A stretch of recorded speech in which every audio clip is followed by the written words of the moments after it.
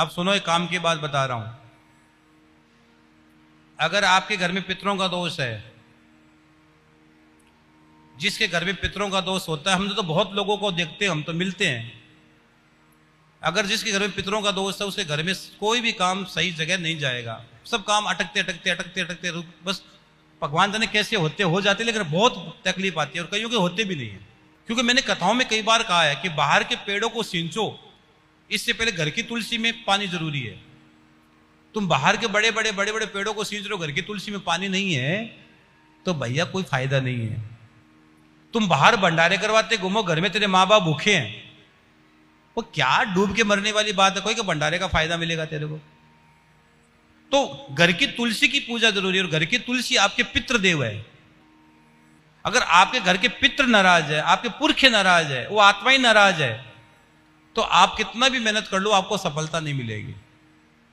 कईयों को रात को बुरे बुरे सपने आते हैं, कईयों को रात को बुरी बुरी चीज दिखती है, कईयों को रात को सांप सरप दिखते हैं, कईयों को रात को अचानक प्यास लगती है, कई को रात को अचानक मीठे खाने की इच्छा होती है, कई आदमी घंटे 2 घंटे बेचैन होकर उठ जाता है, फिर नींद नहीं आती है, रात भर करवटें बदलता रहता है, आदमी परेशान है जीवन में। तो ये सोचो कोई दोष है, कोई दोष है।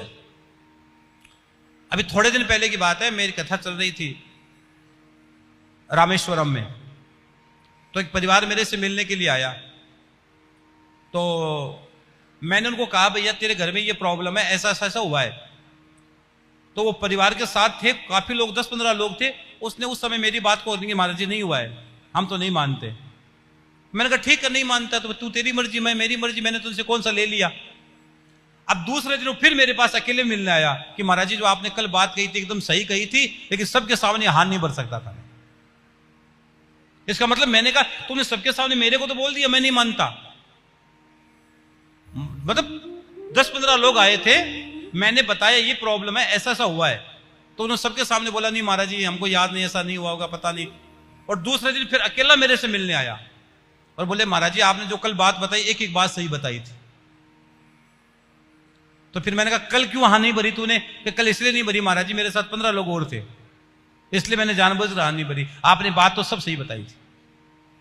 तो ऐसा नहीं होता है, जो सच है सच ही रहेगा। तो फिर मैंने कहा उन 15 लोगों को कल फिर लेके आना, तब तेरा समाधान करूंगा मैं। तेरे को लोगों को क्या लगे महाराज ने बताया? तो कई की बार होता है ऐसा। तो अगर आपके घर में पितरों का दोष है, कुंडली में काल सर्प दोष है, ग्रहण दोष है, चंडाल दोष है, बच्चों के विवाह नहीं हो रहे हैं, बच्चे बड़े बड़े हो गए, तो हम गणेश पुराण की पोथी कराओ आप। मैं सच कह रहा हूं, गणेश पुराण की